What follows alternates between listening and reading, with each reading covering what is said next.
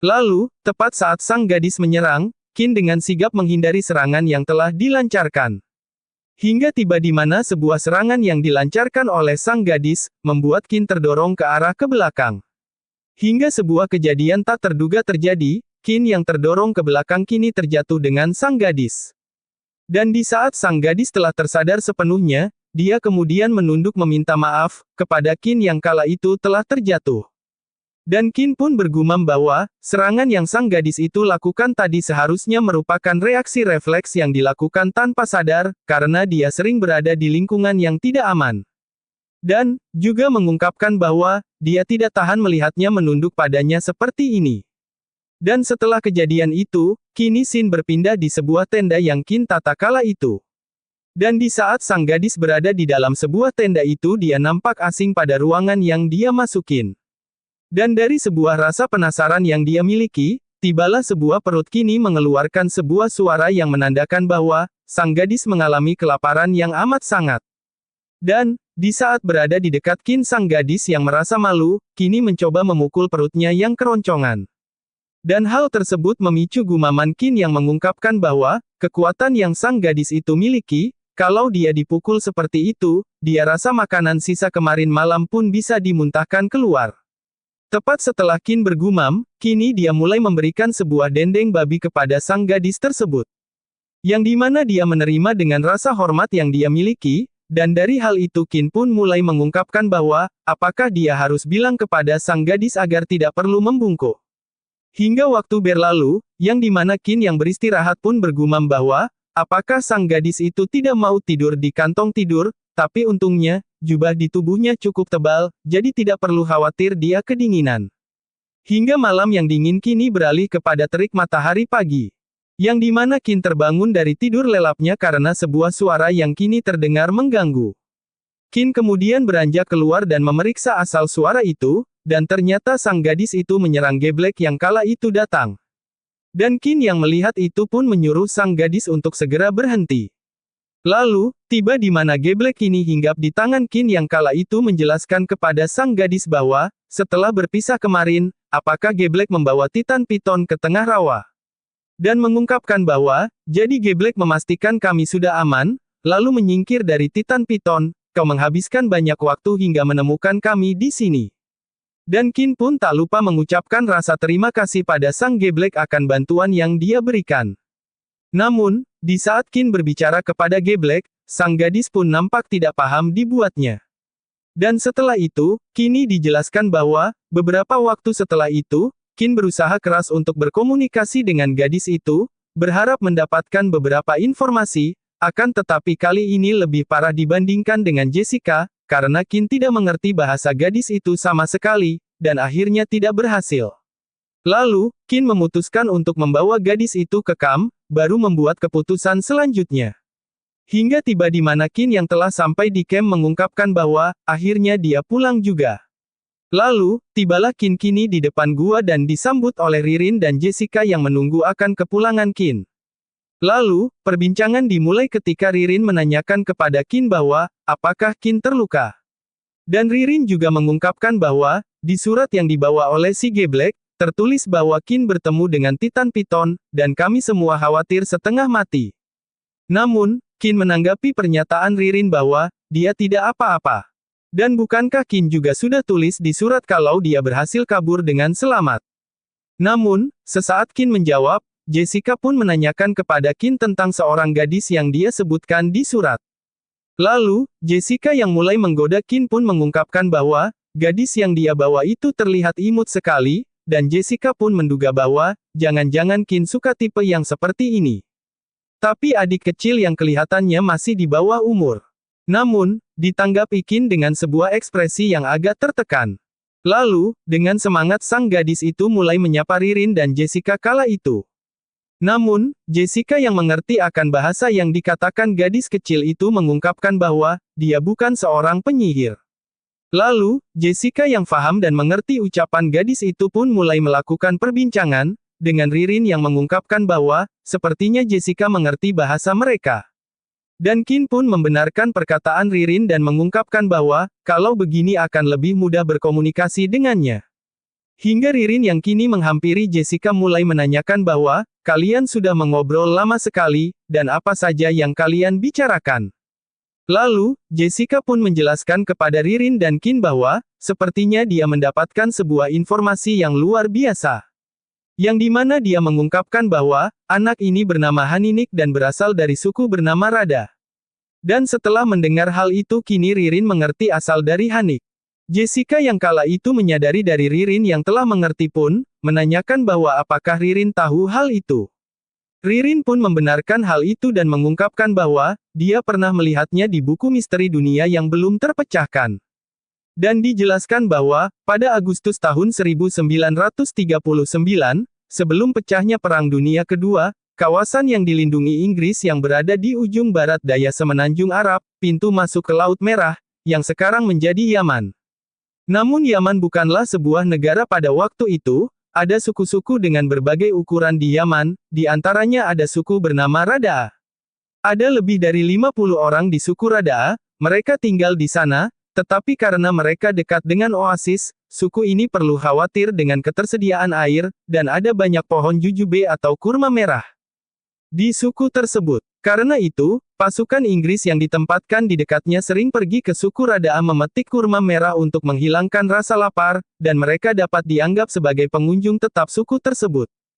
Namun, suatu hari di bulan Agustus tahun 1939, ketika tentara Inggris pergi ke Rada'a seperti biasa, mereka menemukan bahwa seluruh suku telah menghilang begitu saja, tetapi makanan, pakaian, dan barang-barang lainnya dibiarkan utuh di rumah mereka.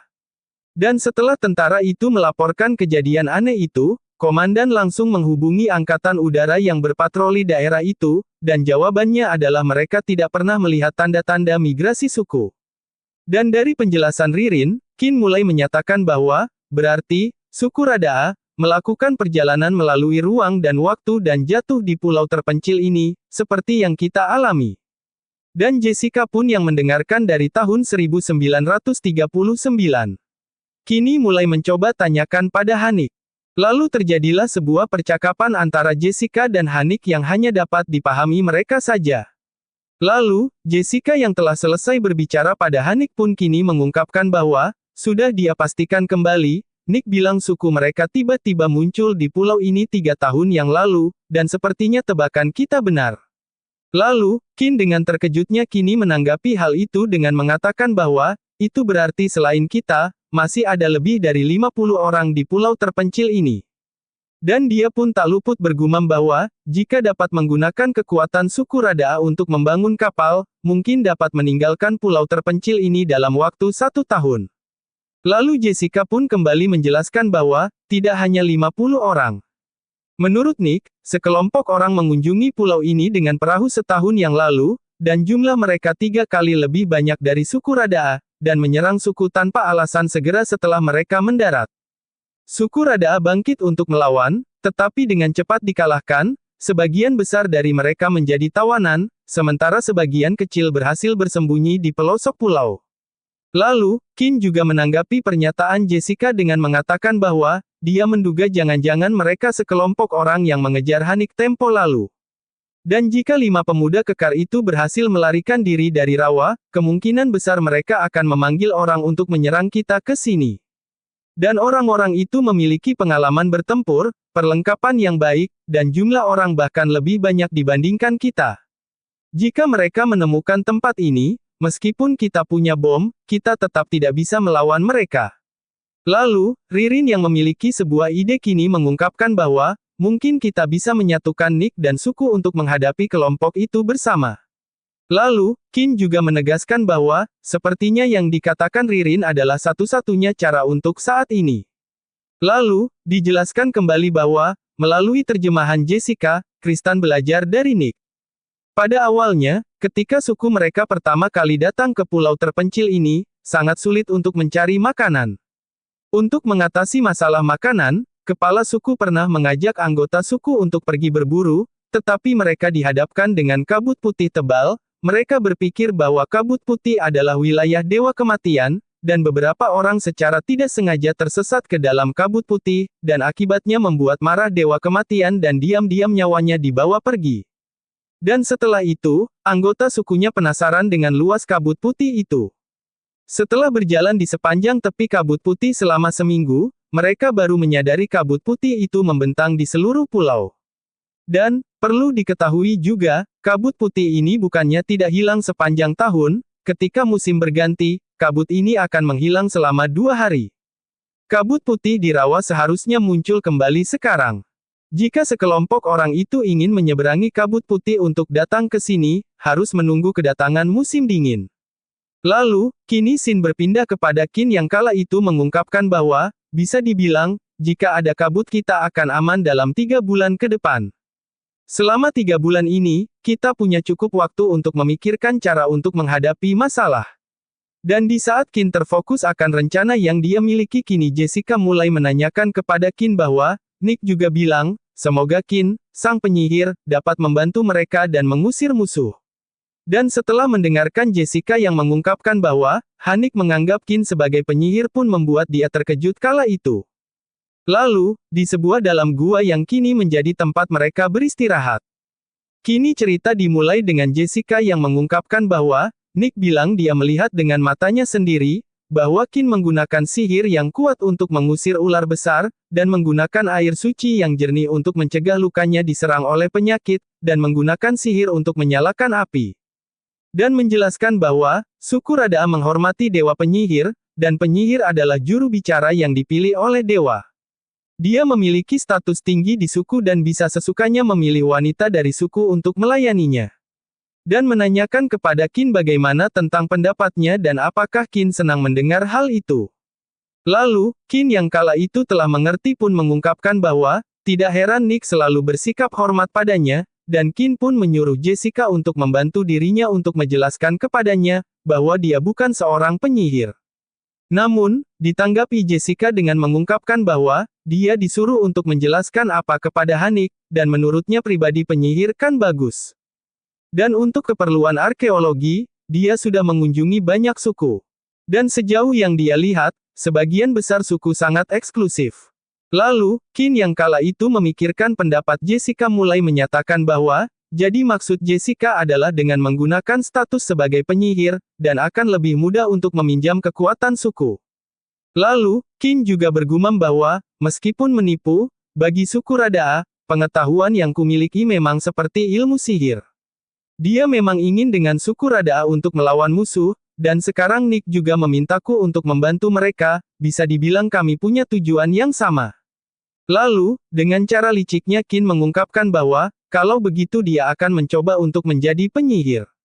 Lalu, Jessica yang sependapat pun mengungkapkan bahwa, ini juga demi kebaikan semua orang, dan tidak ada cara lain.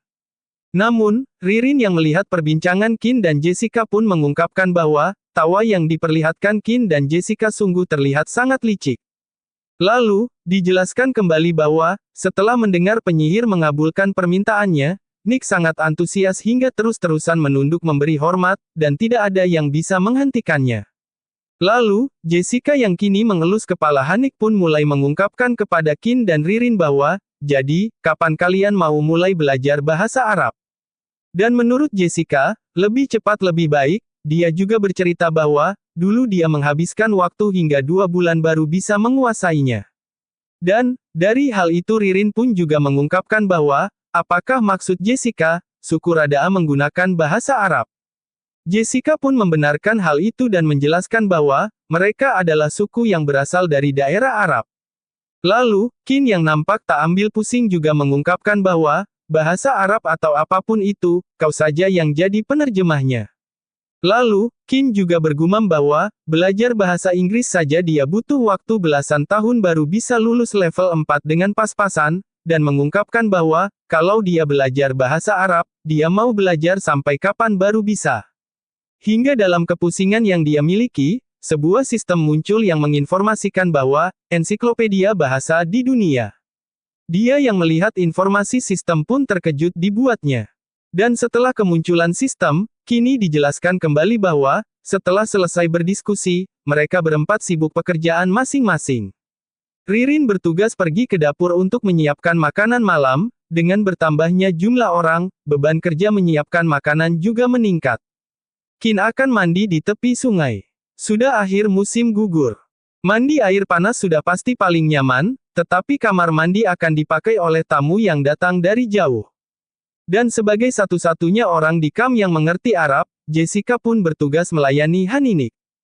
Lalu, tibalah kini cerita berfokus di sebuah ruangan yang dimana Jessica kini mengatakan kepada Hanik bahwa, dia memberitahu untuk membantu Hanik untuk melepaskan semua pakaian yang dia kenakan. Namun, hal itu ditolak oleh Hanik dengan malunya. Hingga tiba di mana, Jessica yang kini mandi bersama Hanik pun bergumam bahwa, selain beberapa luka baru, masih ada bekas luka lama di tubuh Nick, ada yang besar dan ada yang kecil. Dan menanyakan bahwa, sebenarnya apa saja yang sudah dialami gadis ini. Dan tak lupa dia mengatakan kepada Hanik untuk jangan malu, karena luka-luka ini bisa infeksi kalau tidak dibersihkan dengan baik, dan nanti akan lebih merepotkan kalau sudah seperti itu. Dan Hanik yang mendapatkan perhatian dari Jessica pun mengungkapkan rasa terima kasihnya kepada Jessica. Hingga tiba waktu di sebuah rumah bambu. Kini Ririn mulai menyerukan sebuah suara yang mengatakan bahwa, makan malam sudah siap, dan menyuruh agar semua menyegerakan untuk makan.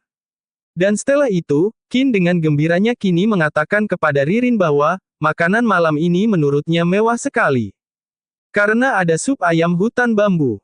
Dan Ririn pun mengungkapkan bahwa, untuk kalian semua bisa makan enak, dan kebetulan saat jalan-jalan tadi, dia menangkap seekor bambu partridge atau ayam hutan bambu, untuk dibawa pulang. Dan di tengah meja makan, Jessica yang merasakan masakan Ririn, juga mengungkapkan bahwa, keahlian memasak yang Ririn miliki semakin bagus. Qin pun membenarkan hal tersebut dan mengungkapkan bahwa, sekarang menurut Qin, Ririn adalah master chef nomor 1 di kamp kita. Namun, Ririn pun menolak argumen tersebut dan menjelaskan bahwa, karena sudah lama tidak makan ayam, makanya jadi merasa seperti itu. Lalu, Jessica yang kini di samping Hanik pun menanyakan bahwa, apakah kalian tidak terbiasa makan makanan seperti ini? Hanik pun menjelaskan bahwa, bukan begitu. Makanan yang disiapkan tuan penyihir mewah dan Nick mengucapkan terima kasih dengan penuh ketulusan.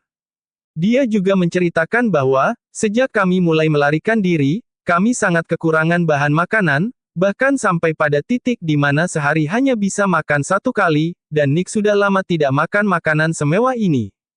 Lalu, dia yang kala itu mulai merasakan makanan yang Ririn buat kini mengungkapkan rasa yang menurut Hanik terasa enak.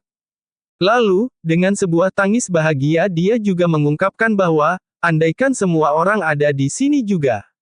Lalu, setelah makan malam selesai kini dijelaskan bahwa, larut malam karena goa hanya muat untuk ditiduri 3 orang, Kristan menjelaskan kondisi Nick kepada Ririn dan Jessica, lalu tidur di tenda di luar goa. Lalu, Jessica dan Ririn juga mencoba membuat Nick beristirahat di tempat tidur. Tapi Nick selalu secara refleks mengambil pisau batu dan dirinya ke sudut, melihat itu, Ririn dan Jessica merasa kasihan padanya. Lalu, keesokan harinya, Jessica mulai mengajari Ririn dan Kristan bahasa Arab. Dan, pelajaran telah selesai dengan Jessica yang kini mengungkapkan bahwa, pelajaran hari ini sampai di sini dulu. Lalu, Qin yang meregangkan badan mulai mengungkapkan bahwa, akhirnya sebuah pelajaran telah selesai. Lalu, Ririn yang melihat itu kini menanyakan kepada Qin bahwa, apakah Qin sudah memikirkan bagaimana caranya pergi ke suku Radaa. Lalu, Qin pun menjelaskan rencana yang dia miliki bahwa, awalnya dia berencana membuat masker gas untuk melakukan perjalanan melewati rawa, tetapi mengingat ada Titan Piton di sana. Sebaiknya kubatalkan saja rencana ini. Lalu, Ririn pun yang memiliki sebuah rencana mengungkapkan bahwa, menurutnya, apakah sebaiknya kita membuat perahu kecil saja untuk mengitari dari luar pulau. Dan dari hal itu Qin menyetujuinya dan mengungkapkan bahwa, selain itu juga bisa menambah pengalaman untuk membuat kapal besar nantinya. Namun, dia juga mulai mengimbuhi perkataannya dengan mengungkapkan bahwa, sebaiknya jangan ditunda, karena sore ini dia akan pergi menebang pohon. Lalu, kini scene berpindah pada saat Qin yang tengah menebang pohon, yang dimana Qin kala itu terkejut akan kedatang Hanik yang menghampiri Qin. Dengan semangat dia dengan kapak menghampiri Qin. Dan Qin yang melihat itu bergumam bahwa, sayangnya poin yang dia miliki tidak cukup, dan belum bisa membeli ensiklopedia bahasa di dunia. Dan mengatakan kepada Hanik bahwa, apakah Hanik mau membantunya menebang pohon. Dia juga mengatakan bahwa, untuk tidak usah membantunya, karena dia belum sampai tahap harus meminta bantuan anak kecil yang terluka. Namun, Hanik yang seakan mengerti apa yang dikatakan Qin mulai merasa kesal dibuatnya. Hingga Hanik yang menghiraukan perkataan Qin mulai menunjukkan aksi menebang pohon dengan satu tangan. Hingga satu tangan untuk menebang pohon, kini sebuah pohon pun telah tumbang dibuatnya. Dan dari aksi itu memunculkan rasa terkejut yang Qin alami, dan bergumam bahwa, satu tangan, dan kapak batu, bahkan lebih cepat dari Qin yang menebang dengan kapak besi. Dia ini manusia atau bukan? Dan setelah itu dijelaskan bahwa, dengan bantuan Nick, mereka cukup banyak mengumpulkan kayu dalam waktu kurang dari 3 hari. Setelah itu, mereka memanaskan tungku untuk meleburkan besi dan membuat paku besi untuk membangun kapal. Lalu, keesokan harinya, Qin dan Nik mulai mengolah besi, sementara Ririn dan Jessica sudah sejak awal kabur bersama si Dodol, pergi mencari sumber daya, seiring dengan hawa panas dari ruang peleburan besi, asap kuning yang baunya menyengat mengejutkan burung dan binatang di sekitarnya. Dan, komponen utama pirite yang dikumpulkan di gunung berapi adalah besi, sulfida. Melalui peleburan lebih dari 1500 derajat, unsur belerang akan menjadi gas belerang dioksida yang mengeluarkan bau tajam, dan besi akan berubah menjadi besi cair. Dengan sebuah usaha yang dia kerahkan bersama Hanik, sebuah proses yang lama pun mereka jalani. Hingga tiba, sebuah ide yang Qin keluarkan telah membuahkan hasil yang nyata. Lalu, dengan sebuah peleburan yang telah selesai kini dia hancurkan dengan sisa tenaganya. Lalu, tak luput dia mengungkapkan bahwa, akhirnya kami memasuki era perkakas besi. Dan, dengan benda yang telah dia hancurkan, tibalah Qin mengungkapkan bahwa, meskipun kandungan besi dalam pirite hanya sekitar 40%, akan tetapi menurutnya jumlah besi yang dihasilkan ini keterlaluan sedikitnya. Dan mengungkapkan bahwa, pantas saja industri tidak menggunakan pirite untuk membuat besi. Lalu, dia yang bersama Hanik mengungkapkan pendapatnya bahwa, dia juga tidak bisa menjelaskannya pada Hanik, akan tetapi Qin mengungkapkan rasa terima kasihnya karena bantuan yang Hanik berikan, dan menyuruh Hanik untuk segera istirahat terlebih dahulu, dan nanti sore dia berencana masih harus meminta bantuan Hanik untuk membuat paku. Dan dikala dia beranjak beristirahat, Qin mengungkapkan bahwa, meskipun tidak bisa berkomunikasi dengan Nick, namun setelah bersamanya beberapa hari ini, dan dia sudah terbiasa dengan gadis kecil ini yang selalu mengikuti di sampingnya setiap saat. Lalu, Qin pun menceritakan bahwa, ketika pertama kali bertemu, wajahnya kotor penuh abu, pucat lagi. Dan, setelah dibersihkan dan dirawat dengan baik, sekarang dia sudah jauh lebih baik. Dan Qin pun mengungkapkan bahwa, wajahnya yang merah merona masih termasuk cantik, dan beranggapan bahwa, dia tidak tinggi, tapi sudah proporsional, dan menurutnya dia benar-benar gadis yang cantik. Dan suasana canggung pun terjadi di saat Qin dan Hanik berduaan. Lalu, setelah peristirahatan yang tenang, kini scene berpindah di sore hari, yang dimana Qin dan Nick melelehkan bongkahan besi dan menuangkannya ke dalam cetakan yang sudah disiapkan Ririn. Setelah dingin dan dilepas dari cetakan, paku besi pun selesai dibuat. Dan setelah itu, tibalah kini mereka semua berkumpul di meja makan. Yang dimana percakapan dimulai dengan Qin yang menanyakan tentang apakah hari ini Ririn mendapat sumber daya yang baru. Ririn pun menanggapi pertanyaan Qin dengan menjelaskan bahwa, kami sudah mencari di lingkungan sekitar Kam, dan menurutnya itu sulit untuk menemukan sumber daya baru. Dan mengungkapkan bahwa dia menemukan anggur, nanas, dan lain-lain, tetapi kita sudah punya banyak persediaan di Kam, akan sia-sia jika tidak segera dimakan. Dan menurut Ririn, buah-buahan itu ada musimnya, bahkan jika mereka menggantung di pohon, nantinya tetap akan membusuk. Hanya ada sedikit pilihan makanan di pulau terpencil, dan buah-buahan dapat menyediakan vitamin penting bagi tubuh manusia. Apakah kita bisa mulai membangun ruang bawah tanah sekarang untuk mendinginkan beberapa buah untuk persiapan di musim dingin? Dengan sebuah makanan yang dia makan, Qin mengungkapkan bahwa, kekurangan buah-buahan di musim dingin memang menjadi masalah, tapi untuk menggali ruang bawah tanah, beban pekerjaannya terlalu banyak untuk kita bertiga. Jadi dia mempunyai sebuah ide yang lain. Namun, dikala waktu yang bersamaan, Jessica pun mengungkapkan agar Qin jangan digantung-gantung itu ceritanya, dan Jessica menyuruh untuk segera menindaklanjuti ide yang akan Qin keluarkan. Dan, sembari mengunyah makanan, Qin menegaskan dan menyuruh mereka untuk membuat makanan kaleng. Dan dari pernyataan Qin, kini kembali diceritakan bahwa, masalah makanan selalu menjadi prioritas utama untuk bertahan hidup. Soal pembuatan kapal tentunya harus ditunda terlebih dulu. Kaca diperlukan untuk membuat kaleng, dan kaca terbuat dari batu kuarts, jadi keesokan harinya, mereka berempat pergi ke sungai untuk mengumpulkan batu kuarts yang sesuai. Dalam aliran sungai terdapat banyak batu kuarts, dan bentuknya besar serta transparan, merupakan kuarts berkualitas tinggi, dengan menggunakan pengki, setelah dipilih sekitar 1-2 menit, bisa mendapatkan sekitar 1/4 kilo batu kuarts. Lalu, di tengah penjelasan itu, kini cerita berfokus kepada Qin yang nampak senang karena, dia menemukan sebuah benda dan mengungkapkan bahwa, tingkat transparan seperti ini sudah pas. Namun, dari perkataan Qin, Jessica menyalahartikan perkataan Qin dengan mengungkapkan bahwa, ternyata Kristan suka yang seperti ini. Dan dari hal itu, kini Qin dibuat bertanya-tanya akan maksud Jessica.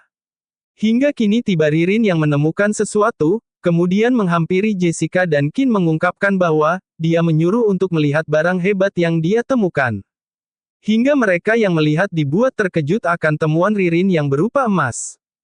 Dan sebuah informasi sistem pun muncul dengan menginformasikan bahwa, emas bentuk kleri, unsur kimia emas adalah logam mulia yang lembut kuning keemasan tahan korosi.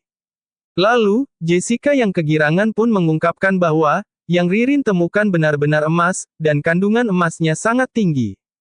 Dan menurutnya ini tidak bisa dibandingkan dengan emas pasir biasa. Lalu, Qin yang mendengar itu kini memberikan sebuah penjelasan bahwa, aliran sungai kecil seperti ini tak disangka benar-benar ada emasnya, dan ini bukan keberuntungan yang biasa. Hingga tiba di mana, kini Qin dikejutkan dengan kemunculan Hanik yang tidak mau kalah dengan Ririn, dia memperlihatkan Qin sebuah emas yang besar. Dan dari hal itu, kini Qin, Ririn, dan Jessica mulai melihatnya. Dan Jessica menanyakan kepada Hanik tentang dia yang menemukan ini di mana. Kemudian, tibalah Hanik kini menunjukkan asal tempat penemuan emas kepada mereka, dan memicu keterkejutan dari mereka. Tak lupa Qin juga mengungkapkan bahwa, penemuan emas yang Hanik temukan ini nilainya, bisa beratus-ratus juta. Ririn pun juga mengungkapkan bahwa, ada begitu banyak emas, dan menduga bahwa, jangan-jangan di sekitar sini ada sumber mineral. Dan setelah Ririn menanyakan sumber mineral, kini Jessica langsung mengatakan dan menunjukkan bahwa, dia telah menemukan barang tersebut. Hal itu ditanggapi Ririn dengan mengungkapkan bahwa, barang yang ditemukan Jessica terlihat besar, dan kelihatannya ada 10 karat. Dan menurut Ririn nilainya mungkin lebih dari setumpuk emas ini. Lalu Qin yang melihat hal itu hanya bisa beranggapan bahwa yang ditemukan Jessica itu palsu. Namun, dikala dia beranggapan seperti itu, sebuah notif sistem pun muncul yang menginformasikan bahwa, berlian, kristal sederhana yang terdiri dari unsur karbon yang terbentuk di bawah tekanan tinggi dan kondisi suhu tinggi di bagian dalam bumi. Dan setelah hal itu terjadi, nampak wajah kegembiraan dari mereka terpancar jelas dan mengungkapkan bahwa, jika terus mencari, mungkinkah pulau terpencil tempat kita sebenarnya adalah pulau harta karun yang legendaris. Dan menegaskan jika hal itu dilakukan, maka kita akan menjadi kaya raya. Namun, nampak mereka yang gembira dengan penemuan, kini hanya terdiam, sesaat mereka tersadarkan oleh sesuatu di pikirannya. Yang dimana, Qin menjelaskan bahwa, mau sebanyak apapun harta karunnya, di pulau ini semua itu hanyalah batu yang cantik, dan menyuruh mereka untuk melanjutkan mengumpulkan batu kuarts. Dan, Jessica dan Ririn pun menyetujui hal yang Qin ungkapkan. Lalu, setelah perbincangan mereka, kini dijelaskan bahwa, setelah bekerja sepanjang pagi, mereka akhirnya mengumpulkan satu penuh batu kuarts. Dan tentu saja, mereka juga mengambil emas itu, dan mungkin saja suatu hari mereka dapat melarikan diri hidup-hidup dari pulau ini. Mereka masih punya mimpi yang tinggi. Dan, selain batu kuarts, kaca juga terbuat dari bubuk kulit kerang, yang digunakan sebagai bahan penguat untuk meningkatkan kekuatan kaca, dan biji timbal galena, yang menyediakan elemen timbal untuk mengurangi kekentalan dan kelarutan kaca. Bahan-bahan tersebut dihaluskan menjadi bubuk dan diaduk rata. Kaca adalah silikon dioksida, bukan kristal dan tidak memiliki titik lebur tetap, hanya memiliki rentang leleh. Akan melunak pada sekitar 800 derajat Celcius. Dan, jika suhu terus naik, akan menjadi kaca cair yang dapat mengalir. Ini jauh lebih sederhana daripada membuat besi dan gerabah. Lalu, saat batu quartz perlahan-lahan mencair, Ririn dan Jessica bertugas menguleni pipa blower yang digunakan untuk meniup dan membentuk kaca. Dan tibalah kini mereka berkumpul untuk membuat sebuah kaca. Lalu, percakapan dimulai dengan Qin yang menyuruh mereka untuk melihat baik-baik apa yang dia lakukan, dan menjelaskan bahwa, pertama-tama celupkan blower untuk mengambil sejumlah kaca cair, kemudian, seperti meniup gelembung, tiup kaca cair, lalu gunakan bantuan alat-alat untuk membentuk kaca. Lalu, sebuah kaca yang meleleh kini dilihat oleh Hanik kala itu, dan Hanik pun bergumam dan berpikir bahwa, itu adalah sebuah sihir untuk mengubah batu menjadi lunak. Dan dari keterkejutan Hanik, kini Qin pun melanjutkan proses dan menjelaskan bahwa, setelah meniup kaca cair, blower harus sambil diputar juga sebelum kaca mendingin, putar blower agar kaca cair dapat terbagi secara merata. Perlu diperhatikan ketika blower berputar, harus mempertahankan kecepatan yang merata, jika tidak, kaca cair akan.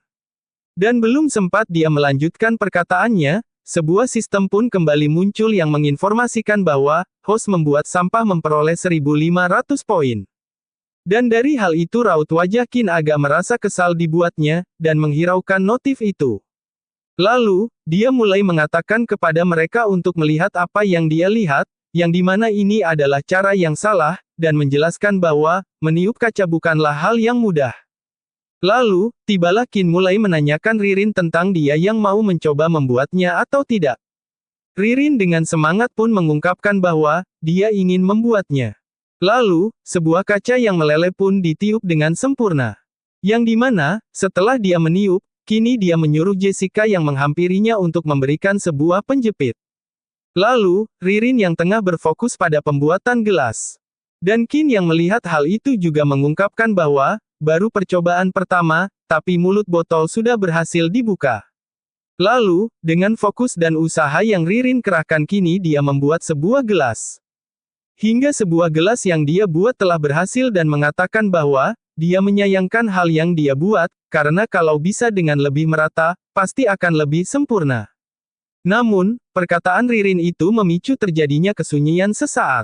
Hingga tiba Ririn menanyakan tentang apakah ada sesuatu di wajahnya. Lalu, Jessica hanya tertawa dan mengungkapkan bahwa, Ririn terlihat sangat keren. Lalu, Ririn menanyakan hal itu. Dan Qin mengungkapkan bahwa, cara Ririn membuat kaca itu sangat keren. Lalu, Ririn kembali menanyakan tentang sekarang bagaimana cara untuk membuat gelas kaca dengan ini. Qin pun dengan antusias mulai menjelaskan bahwa, sebenarnya, ketika kaca belum dingin, percikan air dingin di atasnya, lalu tinggal diketuk saja supaya putus, tapi untuk saat ini, kita bisa pakai pisau mewah ini untuk memotong kaca. Lalu, dengan sebuah gelas kaca yang Qin buat, Ririn kembali mengungkapkan bahwa, menurutnya saat membuat kaca, butuh meja sebagai landasan untuk memutar, supaya lebih praktis. Qin pun membenarkan hal tersebut dan akan segera dia atur. Dan pada saat itu juga, Qin yang telah ingat akan sesuatu pun mengungkapkan bahwa, kalau ditambah dengan poin tadi, sudah cukup untuk membeli ensiklopedia bahasa di dunia. Lalu, tibalah Qin memperlihatkan hasil yang Ririn buat kepada Hanik. Yang dimana Hanik pun mengungkapkan bahwa, itu adalah sebuah alat sihir yang dibuat oleh penyihir. Dia yang melihat itu kini mengungkapkan bahwa, barang yang dia pegang terlihat cantik sekali, dan tak menyangka batu seperti bongkahan es, dan mengungkap bahwa, dia tidak pernah melihat benda secantik ini. Dan menegaskan bahwa, Tuan penyihir memang hebat. Lalu, Qin yang mengatakan hal itu, dengan sebuah sistem yang diaktifkan kini bergumam bahwa, dia sudah mengerti natural sekali. Dan seperti bahasa China, dan beranggapan bahwa, supaya tidak terkesan terlalu tiba-tiba, kedepannya lebih baik dia akan pura-pura belajar sedikit demi sedikit. Dan setelah itu, kembali dijelaskan bahwa, beberapa hari kemudian, saat mengajar bahasa Arab, Jessica membantu menarik penghembus angin, sementara Ririn mengembangkan keterampilan membuat kaca. Ririn menunjukkan kemampuan belajar yang hebat. Selain sudah mahir berbahasa Arab secara bertahap hingga tingkat percakapan sehari-hari yang sederhana, Ririn juga sudah bisa membuat toples kaca yang bagus. Lalu, Qin dan Nick terus mengangkut tanah nitrat, merebusnya menjadi kalium nitrat, dan membuat bom. Perlu diketahui, di pulau terpencil ini, rakitan adalah senjata penyelamat hidup paling kuat yang dimiliki Kristen, tentu saja semakin besar bom, semakin baik. Namun tanah nitrat di hutan bambu jumlahnya terbatas, dan setelah semuanya digali, mendapatkan 3 pot tanah nitrat. Lalu, hari keberangkatan semakin dekat dan sebagian besar materi sudah siap. Kristen teringat sebuah alat utama. Lalu, di saat mereka berkumpul di meja, kini perbincangan dimulai dengan Qin yang mengungkapkan bahwa, dia hampir saja lupa mengatakan kepada mereka tentang kita yang punya sebuah kaca, dan menanyakan kenapa tidak sekalian membuat teleskop. Dan Jessica pun menanyakan tentang sebuah teleskop yang akan Qin buat. Dan dari pertanyaan Jessica, Qin pun membenarkan hal tersebut dan menjelaskan bahwa, di pulau terpencil ini teleskop dapat digunakan untuk mencari jalan, mengintai, dan kegunaannya sangat besar. Dengan keahlianmu saat ini, membuat lensa seharusnya tidak sulit. Lalu, Ririn juga mengungkapkan bahwa, dengan bahan yang ada sekarang, kita hanya bisa membuat teleskop model Galileo dan Kepler. Qin pun membenarkan hal tersebut, dan menjelaskan bahwa, prinsip teleskop sangat sederhana, yaitu mengumpulkan cahaya dari pemandangan yang jauh di belakang lensa objektif, yang kemudian memadat menjadi gambar yang diperkecil. Kemudian amati melalui lensa okuler, kita bisa melihat bayangan maya yang telah diperbesar berkali-kali sehingga efek pandangan jarak jauh dapat dicapai. Teleskop model Galileo, menggunakan lensa cembung sebagai lensa objektif dan lensa cekung sebagai lensa okuler yang mudah untuk menghasilkan, dan membentuk bayangan positif. Teleskop Galileo mudah dibuat, bayangan yang dihasilkan tegak, tetapi bidang pandangnya sangat kecil, sehingga daya pembesarnya tidak mudah untuk ditingkatkan.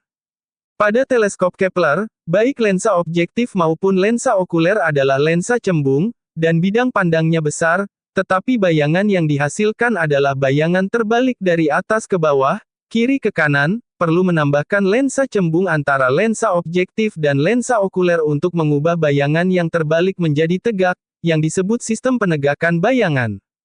Dan dari hal itu, Qin menegaskan bahwa, untuk membuat teleskop model Kepler, dan mengungkapkan bahwa, untuk pembuatan cetakan lensanya Qin akan serahkan kepada Ririn.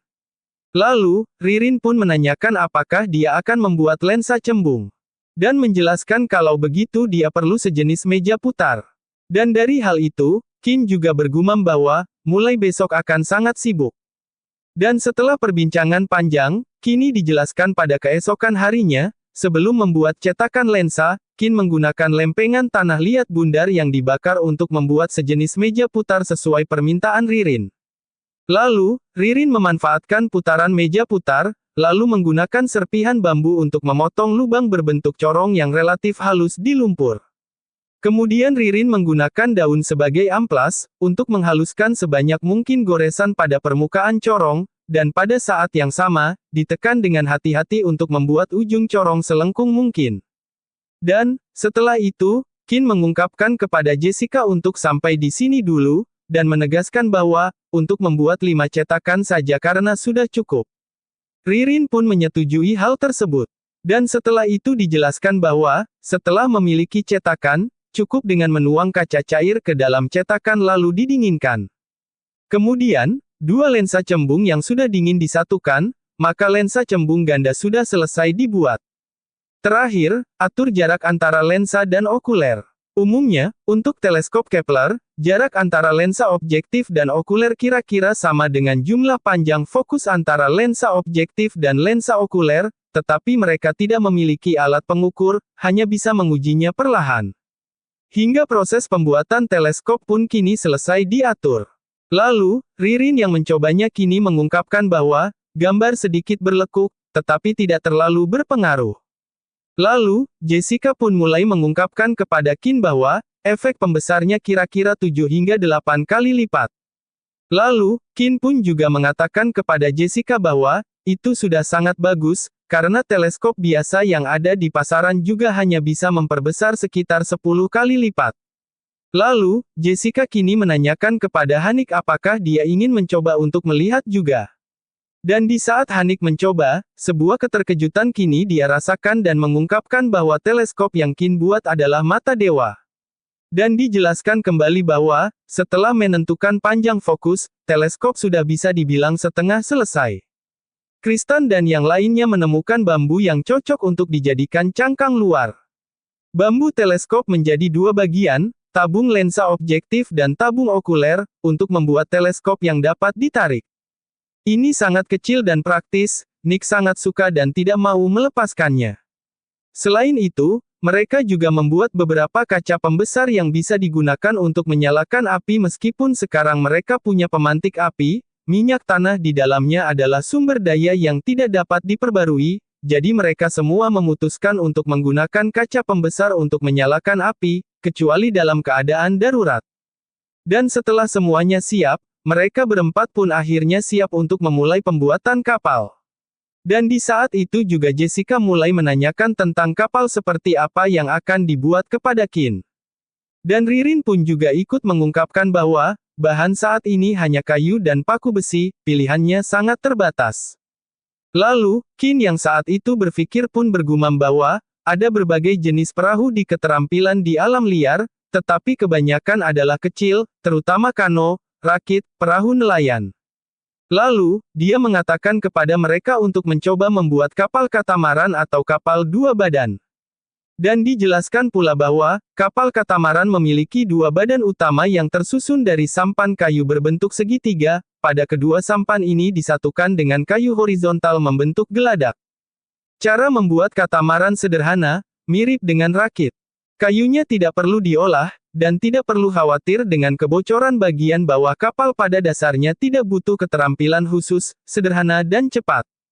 Selain itu, stabilitas kapal dua badan jauh lebih baik daripada kapal satu badan, dan juga memiliki keunggulan puncak resistensi yang tidak mencolok dan kapasitas muatan yang besar, tidak mudah terbalik saat berlayar di laut dan dapat menahan angin dan ombak yang lebih besar. Dan setelah penjelasan Qin, Jessica pun membenarkan hal itu dan mengungkapkan bahwa, kita juga bisa membuat layar, kalau hanya mengandalkan dayung manual, akan membutuhkan banyak tenaga dan juga akan mudah terpengaruh oleh arus laut. Ketika masih kuliah, aku pernah pergi ke laut sendirian untuk memancing, jadi untuk mengendalikan layar kapal serahkan saja kepadaku. Lalu, Ririn yang mendengarkan hal itu kini memuji dan mengungkapkan bahwa, selain bisa menerbangkan pesawat, juga bisa berlayar melewati angin dan ombak. Menurut Ririn, Jessica adalah orang penuh pesona. Jessica hanya tertawa dan mengungkapkan bahwa, teruslah memujinya, karena dia beranggapan tidak akan sungkan.